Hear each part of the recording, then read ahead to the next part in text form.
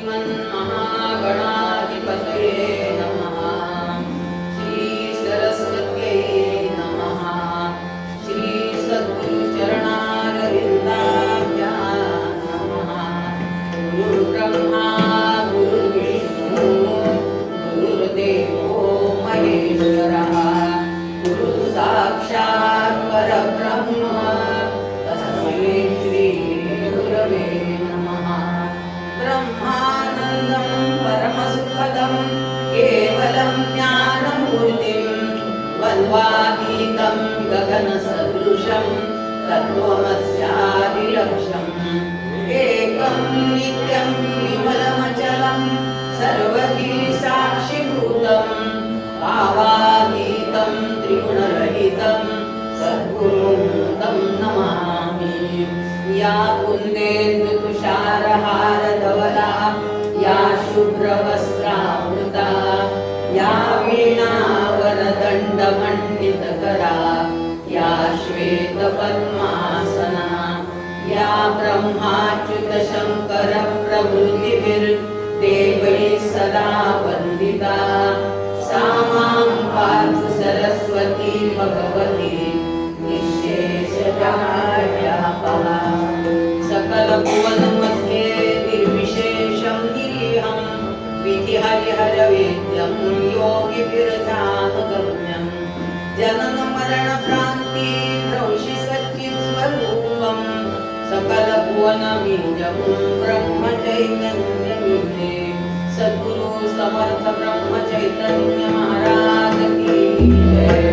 आपदामपहर्तारं दातारं सर्वसम्पदां लोकाभिरामं श्रीरामं भूयो भूयो नमाम्यहं।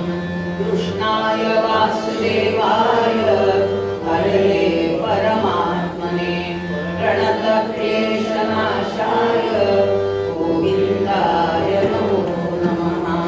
भगवान गोपाल कृष्ण महाराज की जय। राजाधिराज रामचंद्र महाराज की जय। मंगलमूर्ति मोरया पवन सुत हनुमान की जय। जय जय रघुवीर समर्थ।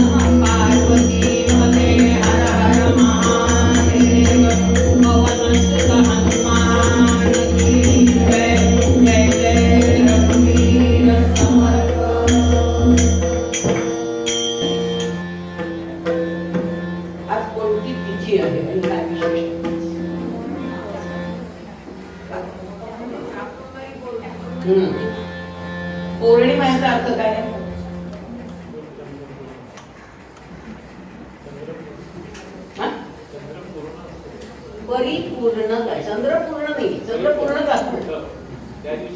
पौर्णिमा याचा अर्थ आहे परिपूर्णता. त्याची जशी परिपूर्णता असेल तशी आपल्या जीवनाला सुद्धा परिपूर्णता यायला पाहिजे. म्हणून गुरुपौर्णिमा, व्यास पौर्णिमा ह्या ज्या आपण साजऱ्या करतो त्या त्याच्यासाठी असतात की त्यांचं जीवन जसं सफल झालंय तसं आपलंही जीवन परिपूर्ण व्हायला पाहिजे असं त्यांनी सांगितलेलं आहे. म्हणून आज जी पौर्णिमा आहे ती कोणती आहे? शाकंभरी पौर्णिमा. शाक म्हणजे काय? भाजी. पूर्वी आपल्याकडे भाजीला शाक म्हणत असे. आता शाकाहारी गेला लयाला.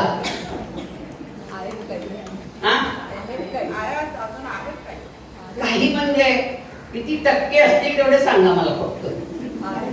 25% फार तर शाकाहारी असतील, बाकी 75% सगळे नॉनव्हेज खाणारे आहेत. महाराजांनी आमच्या एका ह्याच्यात सांगितले की मारणाऱ्याला जेवढं पाप लागत नाही ना तितकं खाणाऱ्यांना लागतं. कळलं का? मारताना तो एका गावात 2 तुकडे करून मोकळा होतो, पण खाणारा प्रत्येकाच्या पोटात त्याचा अंश जातो, त्याचं पाप खाणाऱ्यांना जास्त लागतं. आपण किती पाप जमा करतोय ते मला सांगा तुम्ही सगळे. आणि मग काय म्हणतो, मी गंगेला गेलो उडी मारून मला सगळं पाप धुतलं जातं. खूप वर्षापूर्वी रेडिओवर एक गोष्ट लागली ती छोटीशी. एक मुलगी एका खेडेगावात राहत होते, त्यांच्याकडे एक सत्पुरुष आले आणि नदीवर स्नानाला जायचं. त्या मुलीला म्हणाले, बाळ माझ्या बरोबर चल माझे कपडे सांभाळायला. ती हो म्हणाली, ती गेली त्यांच्या बरोबर. मग ते नाक दाब धरून 4 बुड्या मारल्या पाण्यातून, आले आंघोळ करून कपडे घेतले. तिने विचारलं, आजोबा तुम्ही नाक धरून पाण्यामध्ये बुड्या कशा करता मारल्या? तो मी म्हणाले, सगळं पाप धुतलं जातं म्हणून म्हणाले मी बुड्या मारल्या. ती मुलगी शहाणी होती म्हणून तिने विचारलं, आजोबा पाप धुतलं जातं मग त्याच्यावर पुण्य पण धुतलं जात असेल की? पाप व पुण्य कुठे राहतं आपल्याला माहिती आहे? आपल्या देहामध्ये काही माहिती नाही. आपण फक्त पाप धुतलं, सगळं धुतलं गेलं पाहिजे. खरं तर नुसतं पाप कशा करता धुवायचं, पुण्य पण धुता आलं पाहिजे आपल्याला.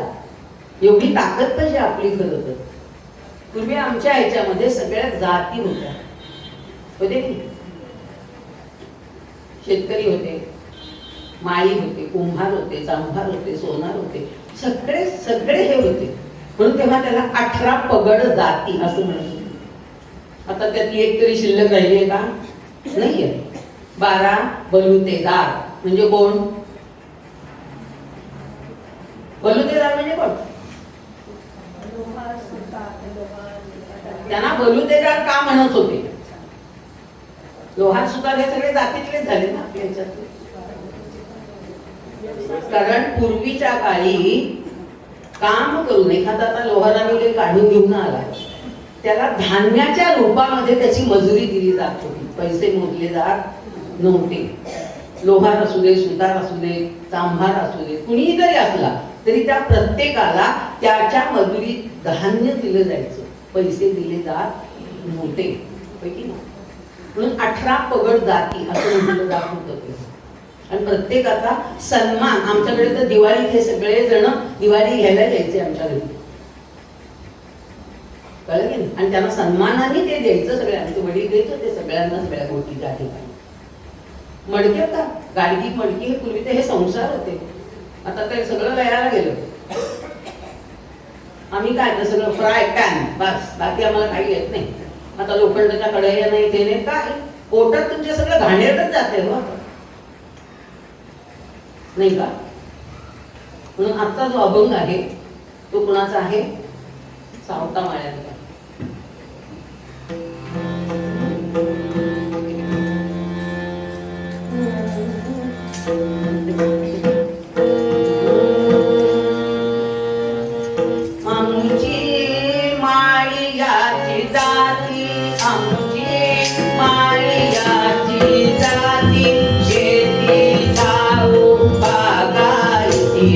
शेती लावू बागायती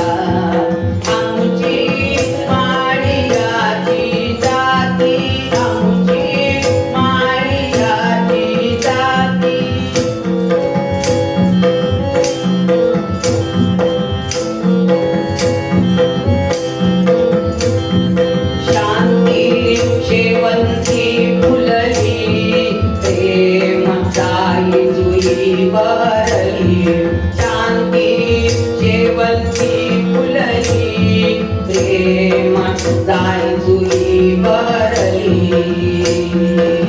सावकाने केला मळा, सावकाने केला मळा, विठ्ठल पायी गोविला गळा, विठ्ठल पायी गोविला गळा, विठ्ठल पायी गोविला गळा. आमची माळियाची जाती, आमची माळियाची जाती, शेती लावू बागायती, शेती लावू बागायती, शेती लावू बागायती. काय सांगितलं? आमची माळियाची जाती, शेती लावू बागायती. बागायती जिराई, आता कुणाला यातलं काहीही कळणार नाही सांगून. लेकिन बागायती कशाला म्हणतात? बाग करतात तर बागायती नाही. ज्या शेतीला, ज्या जमिनीला पाणी कमी लागतं, थोडक्या पाण्यामध्ये हे पिकतं शेत, त्याला बागायत म्हणतात. आणि जिरायत म्हणजे पावसावर अवलंबून असलेली शेती, त्यात कडधान्य वगैरे या सगळ्या गोष्टी केल्या जात होत्या, म्हणून त्याला बागायत आणि जिरायत असं म्हटलं. म्हणजे सांगतात आमची शेती कशी होती? बागायती, अतिशय सुंदर असलेली आमची अशी शेती आहे, नाही का? म्हणाली अवजार कशाने बनतात?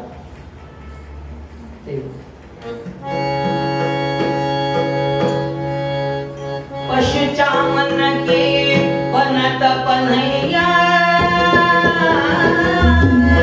पशुच्या मन के बनत पन्हैया, नौबत मढत नगारा, पशुच्या मन के बनत पन्हैया, नौबत मढत नगारा. ये नर करू कछु कामन आवे, ये नर करू कछु कामन आवे, राम भजन कर प्यारा प्यारा, राम भजन कर प्यारा. काय सांगितलं? काय सांगितलं याच्यामध्ये? पशु चामन की बनत पन्हैया, पशुच्या कातड्याचा सगळ्या ठिकाणी उपयोग केला जातो. नौबत मढत नगारा, तबला असू दे, ढोल असू दे, वाद्य कुठलीही जरी असली, ताल वाद्य म्हणतात, ते ताल ज्याच्यात आहे त्या सगळ्याला पशुचं कातड लावलेलं असतं त्या ठिकाणी.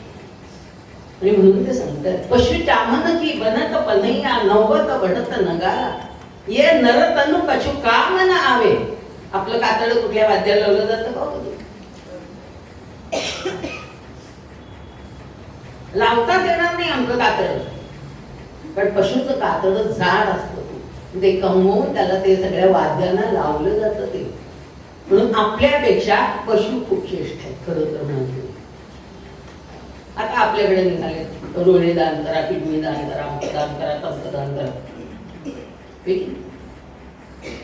म्हणून ते सांगते की पशु कामन की बनत पन्हैया, नौबत बढ़त नगारा, ये नर तनु कछु काम न आवे, राम भजन कर प्यारा. राम भजन करण्यासाठी हा नरदेह मला मिळालेला आहे. त्यांनी काय सांगितलं? शांती शेवंती फुलली. शेवंती कशी आहे? शांत. बघितलं की बघा ना, गगडे वेण्या काही बघा शेवंतीचे. प्रेम जाई जुई बहरली. दारात प्रत्येकाच्या पूर्वी जाई जुईचे वेल असायचे. पारिजातकाचं फुल असतं. काय वैशिष्ट्य आहे पारिजातकाच्या फुलाचं?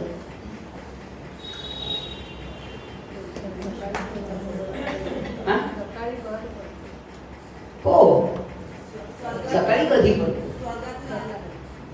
स्वर्गात आले कोण बघायला गेले? स्वर्गात आले काय इथे उगवलेलं आहे ते नाही का?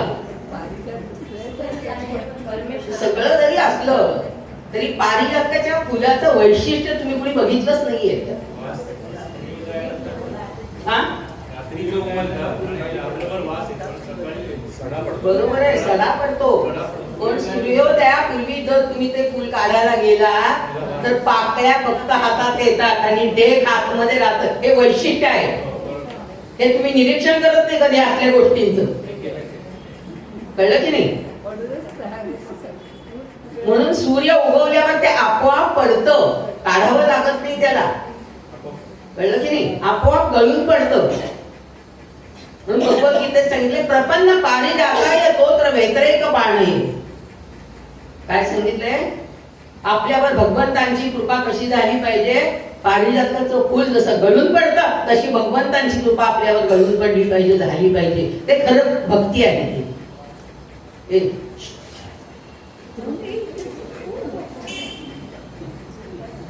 कळलं की नाही? पारिजातकाच्या फुलाचं हे वैशिष्ट्य आहे की सूर्योदयाच्या आधी जर तुम्ही ते काढायला गेला तर पाकळ्या फक्त हातात येतात आणि डेक त्या आतमध्ये अडकून राहतात. पण सूर्य उगवला की आपोआप ते खाली गळून पडतं. हे वैशिष्ट्य आहे. म्हणून शांती शेवंती फुलली. कळलं की नाही? शेवंती कशी शांतता देणारी अशी आहे. प्रेम जाई जुई बहरली सावताने केला मला विठ्ठल पायी. गळा आपला विठ्ठलाच्या ह्याच्यामध्ये गोहे केलेले आहे. पूर्वी आपल्याला म्हणजे तानसेन नावाचे गवई होऊन गेले आपल्याकडे. त्यांना असं काहीतरी कर्ज हवं होतं, ते कर्ज मिळत नव्हतं त्यांना. ते एका सावकाराकडे गेले. ते म्हणजे तू तारण काय ठेवणार आहेस? काहीतरी तारण ठेवल्याशिवाय मी तुला कर्ज नाही देणार. म्हणून तानसेननी त्या काळामध्ये केदार राग त्यांच्याकडे तानसेननी गहाण ठेवलेला होता. आणि ते कर्ज जेव्हा तोपर्यंत ते केदार राग गात नव्हते, तेवढं रागावर आणि तेवढं ह्याच्यावर संगीतावर प्रेम असेल सगळ्यांचं मला सांगा तुम्ही. त्याच्यामुळं राग आपल्याकडे त्यात काय राग नाही. त्याच्यानंतर त्यांचं कर्ज जेव्हा फिटलं त्याच्यानंतर तानसेन केदार गायला लागले. किती शब्दाला महत्व होतं पूर्वीच्या काळी एखाद्याच्या. म्हणून ते सांगतात आमची माळियाची जाती शेती लावू बागा येते. आमच्या हाती मोठ नाडा. विहिरीचं पाणी काढायचं म्हणजे मोठ लागायची. मोठ सुद्धा जनावरांच्या कातड्याचीच बनवतात, होय की नाही? ज्याच्यावरून बैल पुढे मागे करतात त्याला धाव म्हणतात. बैलांना पुढे न्यायचं परत मागे आणायचं का? ती बोट खाली बुडली पाहिजे मोठ. व पाणी भरलं की ते हळूहळू हळूहळू बैल पुढे आले की त्याच्यातून पाणी त्याच्यामध्ये पडायचं आणि तिथून ते सगळ्या फुलझाडांना आणि ह्यांना जात होतं पाणी. काय व्यवस्था होती मला सांगा पूर्वीच्या काळी. आज आम्ही नळ सोडला की पाणी लगेच दारात आता. म्हणून आम्हाला त्याची किंमत नाही. आज किती पाणी आम्ही वाया घालवतो आणि करतो. मी म्हणून ते सांगते की आम्हाला शेती करायची आहे. आज कोणाला शेती नको. कधीतरी असा छान एक व्हिडिओ कुठेतरी परवा टाकला होता. दादा कोंडके ते कोणाला सगळी विचारत होते हामका झाला तो तमका जातो. अरे म्हणाले शेतकरी मेला तर जगणार आहे काय? म्हणाले पहिल्यांदा शेतकरी जगवायला शिका, बाकी सगळं नंतर बघा. साधे शब्द तत्व आहे लोकांचे, पण किती त्याच्यात भावार्थ असतो. शेतकरी जगला तर जग जगणार आहे, नाहीतर नाही जगणार आहे. आज शेती आहे कुठे? शेती नाही, शेतकरी नाही. आता मुलं तर पुढे शेतीकडे वळतच नाहीये पुढे. आणि म्हणून संतांचे आम्हाला सांगतात सगळ्या संतांच्या ह्या जाती आहेत. प्रत्येकाचा सोनार काय म्हणतात? देवा तुझा मी सोनार, तुझा सोनार देवा मी. कुणाची गोष्ट माहिती आपल्याला? नरहरी सोनारांची, पैकी ते कुणाला मानत होते? शंकराला मानत होते. आणि एका ग्रस्ताने सांगितलं मला विठोबा करता गोफ तयार करायचा. गोफ कुठे घालतात? कमरेला घालायचं. माहिती आहे मेहरबानी एवढी. गोफ कमरेत अडकवतात नाही का? आज नाही तर कुठलेही दागिने कुठेही घालतात. अशी परिस्थिती आहे. तो गोफ देवाला बनवायचं असं सांगितल्यानंतर तो सांगतो नाही मी बनवणार नाही. तो म्हणाला तुम्ही माप आणून द्या मला, मग मी त्याप्रमाणे गोफ करून देतो. त्या ग्रस्तांनी माप आणून दिलं. एकदा माप आणून दिले आणि गोफ केला, तो लहान झाला. तो म्हणाला नाही लहान होतो, वाढवला तर अगदी खाली गळून पडायला लागला. शेवटी तो म्हणाला तुम्ही चला ना. तो म्हणाला मी येईल पण माझी एक अट आहे, माझे डोळे बांधा आणि मला घेऊन चला, तर मी भगवंताच्या कमरेचं माप घेऊन मग गोप तयार करतो. देवाच्या पुढे आला तर त्याला काय दिसलं, तिथे शंकराची पिंडी त्याच्या हाताला लागली. त्या ठिकाणी डोळे उघडून बघतोय तर काय, गोप कुणाला बनवायचा होता, पांडुरंगाला. इतकी निष्ठा पूर्वीच्या लोकांच्या मध्ये होती म्हणून ते सगळं सांगतात. तू संतांनी आपल्याला काय सांगते बघा, तुझे रूप चित्ती राहो मुखी तुझे नाम, देह प्रपंचाचा दास सुखे करो काम, सुखे करो काम. कोण आहे? देह प्रपंचाचा दास. आता तेच आहे सगळं नाही का, देवाचा दास आम्ही होतच नाही, प्रपंचाचे दास आम्ही सगळेजण झालेले आहोत.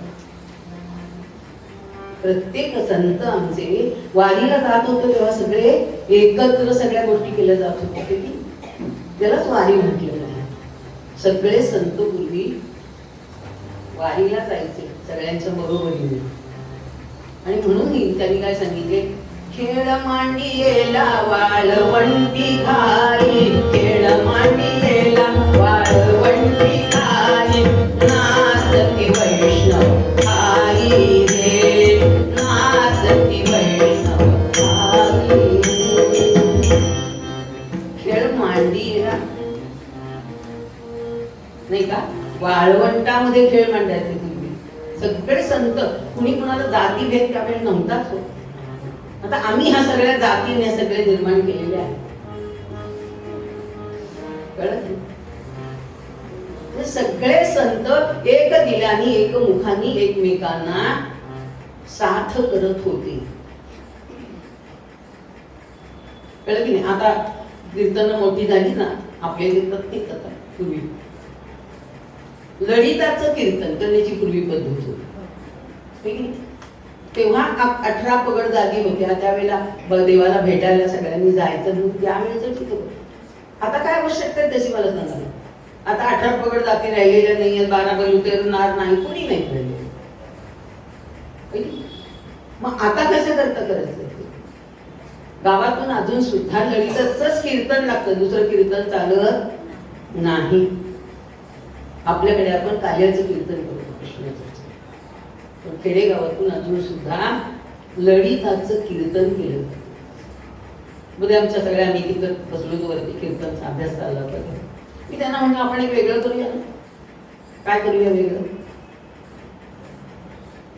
सीतेला सिंहासनावर बसवायची आणि आमच्या सगळ्या स्त्रियांच्या ज्या काही घेता आहेत त्या सगळ्या सीतेला सांगायच्या, तिच्याकडनं आपला न्याय करून घ्यायचा. पहिली कोण आहे? मराठी भाषा. आजीला कोणी विचारतच नाही का. दुसरी घरातली मलकरी, भाजीवाली, कपडेवाली, कुणी वकील आहेत, कुणी डॉक्टर आहेत, इंजिनियर आहेत, वैमानिक आहेत, सगळ्या क्षेत्रात त्या स्त्रियांना बोलवायचं आणि सीतेकडे गारण घालून दाखवायचं सगळे.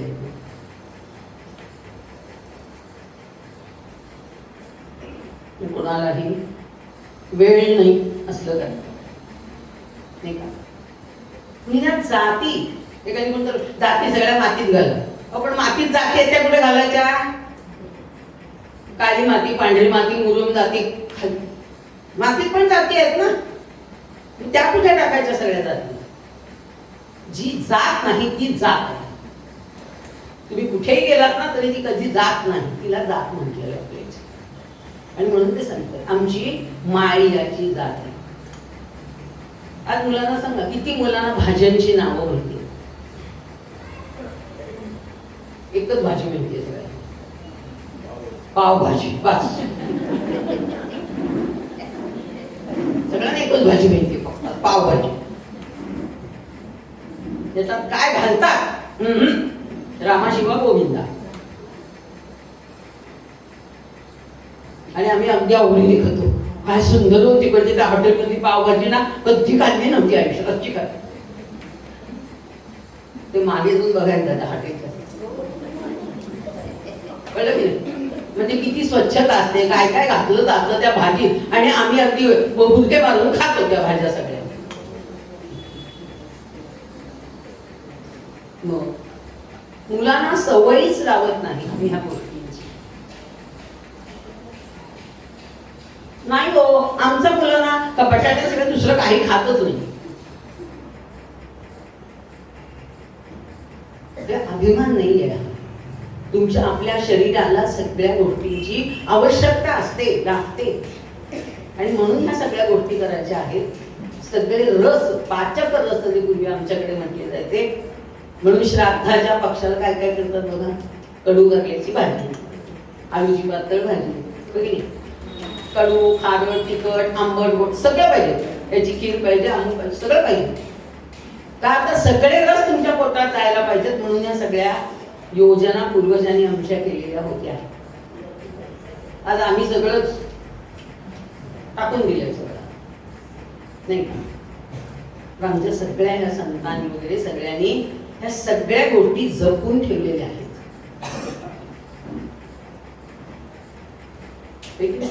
संतांना आमच्या त्या भाजीतला सुद्धा देव दिसत होता. आम्हाला जिवंत माणसांमधला दिसत नाही, भाजीतला देव काय दिसणार आम्हाला?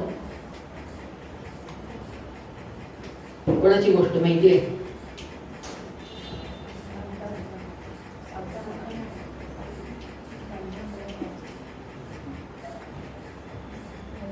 म्हणूनच विचारलं.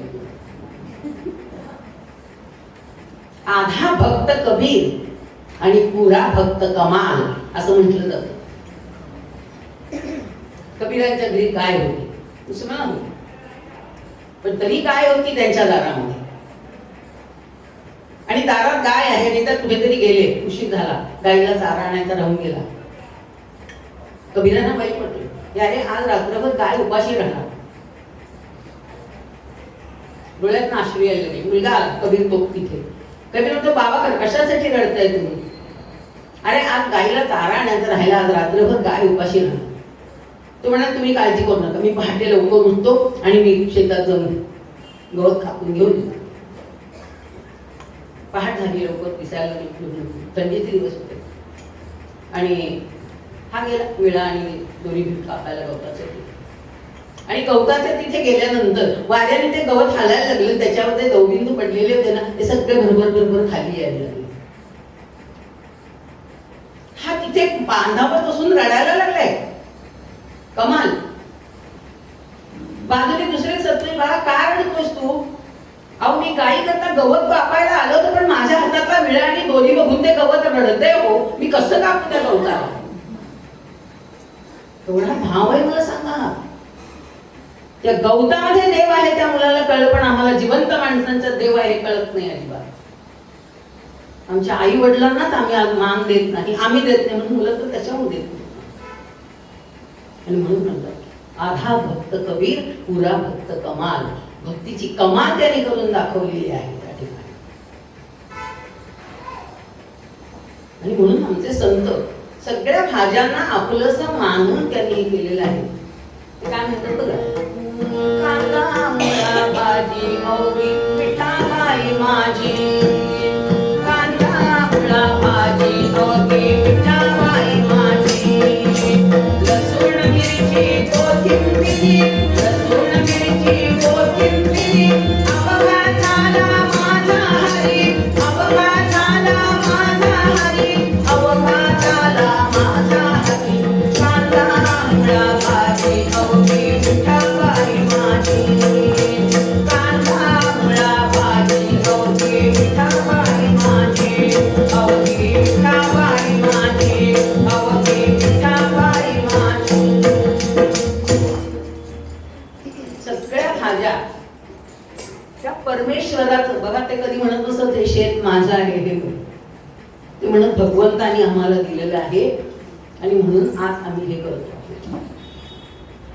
म्हणून देवाचा मळा असं त्याला पूर्वी म्हटलं जातं, की देवानी आम्हाला ही जमीन दिलेली आहे.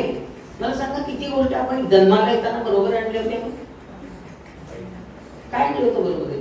काहीही बरोबर आणलेलं नव्हतं, नाही का? घर आणलं नव्हतं, फ्रीज आणला नव्हता, गाडी आणली नव्हती, काय आणलं होतं बरोबर आहे? आणि जाताना काय काय घेऊन जाणार आहोत? काही नेणार नाही, तरी सुद्धा आम्ही किती जमवतो सगळ्या गोष्टी, नाही का? हे पाहिजे, ते पाहिजे, ते पाहिजे.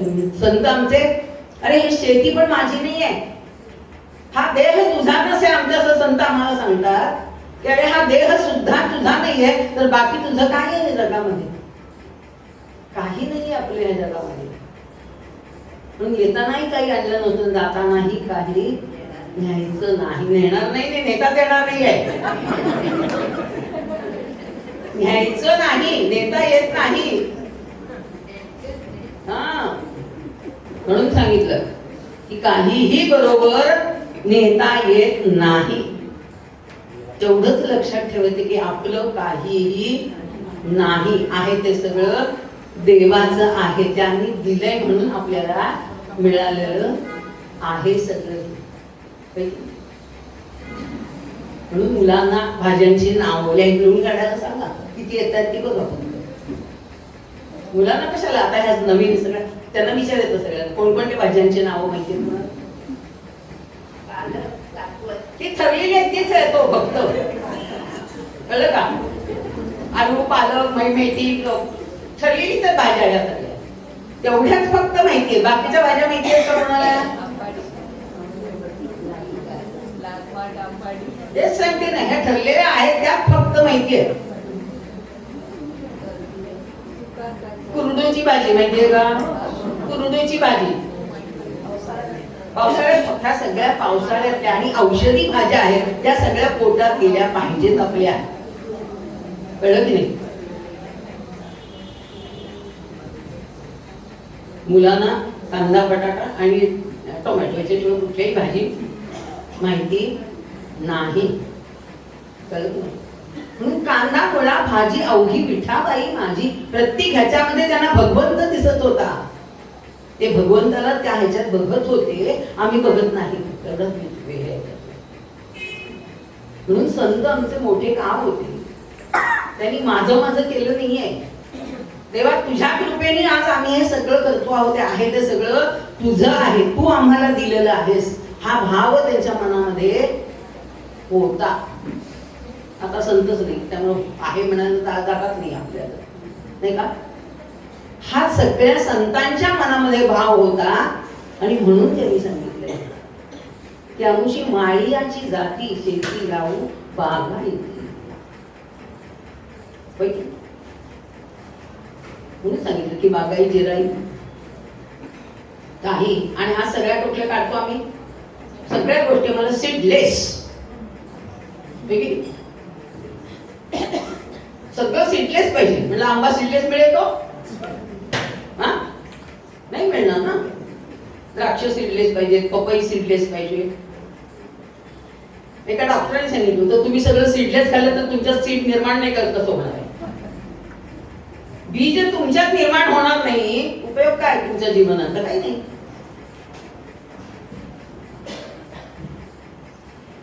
म्हणून सीडलेस नको, आहे ती फळं छान यांनी खायला सुरुवात करा.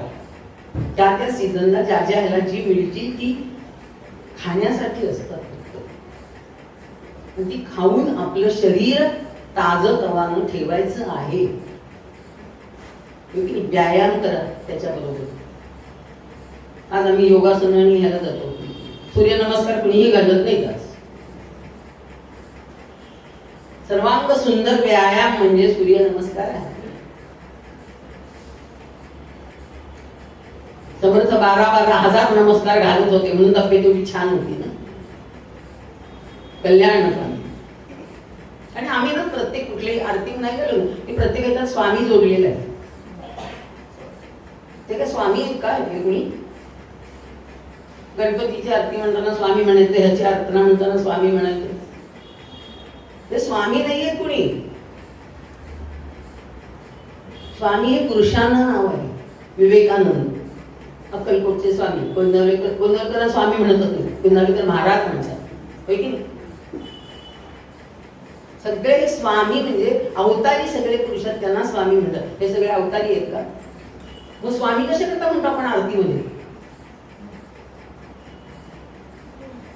पांडुरंगाची आरती म्हणताना द्वारका, आता द्वारका सोडून तो जर पंढरीत आलाय तर परत द्वारकेची त्याला कशाला आठवण करून द्यायची, नाही का? पांडुरंगाची आरती म्हणताना तेच म्हणतो आम्ही ना, तो द्वारका सोडून आला इकडे, तर द्वारका जर सोडली आहे त्यांनी तर परत त्याला त्याची आठवण नाही करून द्यायची द्वारकेची. तो पंढरीचा पांडुरंगच आहे फक्त.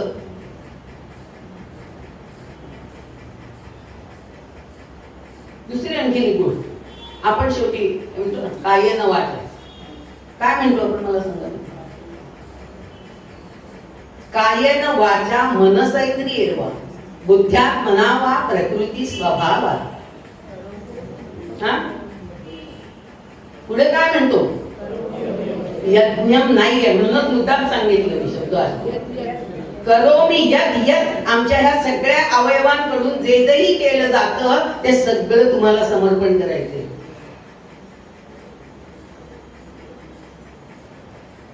कायेन वाचा मनसेंद्रियेर्वा बुद्ध्यात्मना वा प्रकृती स्वभावा करोमी यज्ञ, जे जे काही आमच्याकडून केलं जाईल ह्या अवयवांकडून आमच्या ते सगळं तुम्हाला समर्पण करायचंय. तो त्याच्याने यज्ञम म्हणतात, यज्ञम नाही आहे तो शब्द. यज्ञ जे काही केलं जाईल त्याच्याकडून ते तुम्हाला अर्पण करणार आहोत, आम्ही करतो आहोत. मग तुम्ही जर एका झाली लोटांगण म्हणताना लोक आपले गोष्टीत का फिरतात, नाही का? लोटांगण ह्याचा अर्थ आहे लोळत जायचंय देवाच्या इथे, ऐका कोण जायची. लोटांगण म्हणजे असं गडगडत जायचंय देवाच्या तिथपर्यंत. जागा आहे का? तितके सगळे लोक जर ते लोळायला लागले तर काय होईल? किती विचित्र आम्ही हे करतो की तिथे आम्हाला लोटांगण असं घालता येत नाही म्हणून आपण स्वतःभोवती प्रदक्षिणा करतो.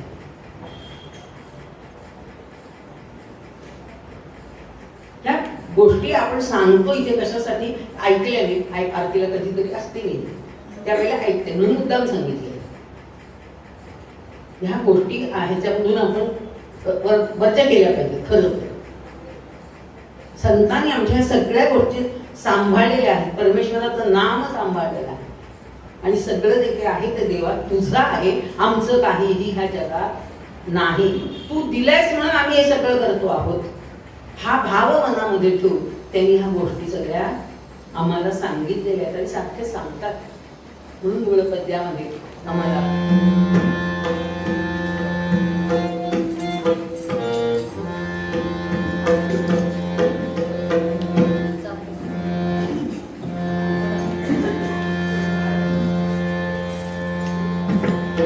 आमची माळियाची जाती, आमची माळियाची जाती, शेतीला उभा घालती, शेतीला उभा घालती.